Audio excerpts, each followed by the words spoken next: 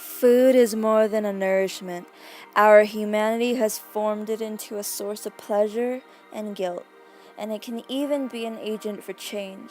In this presentation, we will explore our deep involvement with food and how complex it has become in our food industries.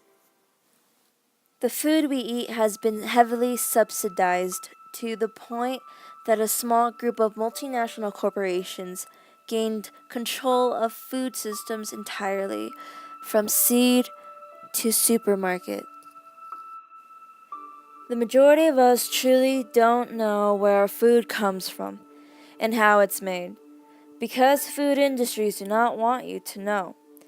Imagery of farms on food labels and advertisements gives the impression that everything is to the least the best meal you can get. It is not. Fruits, vegetables, and fresh meats are all advertised as if coming from open farmers markets, unpackaged, freshly picked, and wholesome. The problem is that in the most common modern supermarkets, that is not what we eat. There are no seasons in modern American supermarkets. Our meat has no bones. The need for convenience has pushed out our farmers and replaced them with factories run by big industries such as Tyson Foods. Tyson Foods is a multinational corporation that comes in second as the largest processor and marketer of chicken, beef, and pork.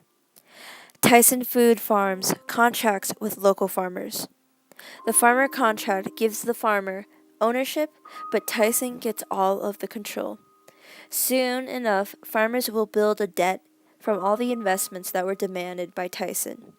Farmers then are left to two choices: apply for another loan or lose their business. The meat is then processed in a factory, going through enormous and speedy assembly lines. We come into unbelievable working conditions where the speed has caused a widespread of injuries and a number of infections.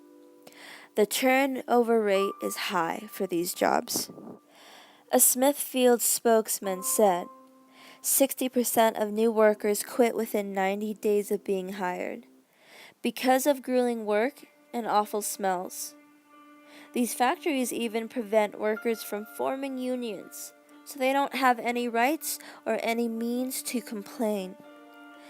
Companies like Smithfield have looked far beyond for new employment before they even consider raising wages. They have gone to the extent to providing transportation and running advertisements to attract other employees within their radius. And that is why we saw, in the past, 2/3 of the workforce being Hispanic or Latino, and commonly undocumented. The turnover rates were low before immigration raids came. Food industries produce cheap food for us. They are produced poorly through the process of intimidation of our farmers and exploitation of our workers. Their irresponsible behavior has caused them to be at a liability for hazardous and unhealthy working conditions, as well as the destruction of our environment and the acts of cruelty against animals. All of this is done for the sake of producing inexpensive and low in quality food. Various components go into the growing impact of environmental destruction. Food industries take part in the energy waste that is drained in the process of growing and distributing our food. The enormous amounts of food that end up not being eaten instead ends up rotting in landfills, which soon emits methane gas, playing into our global warming problem.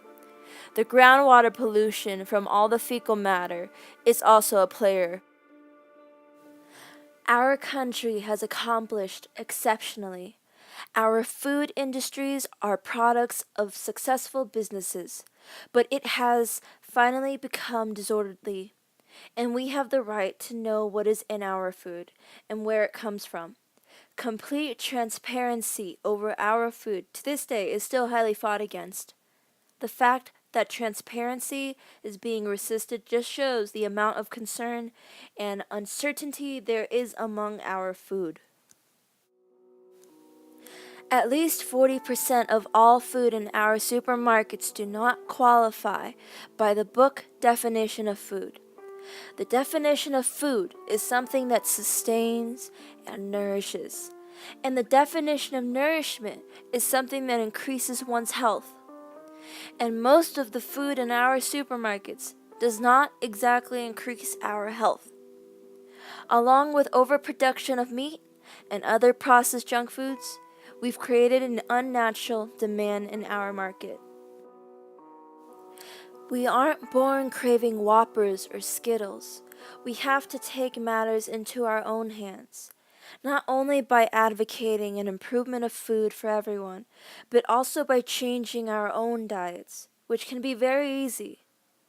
We can make food more important and save ourselves by doing so. We have to choose that path. Thank you.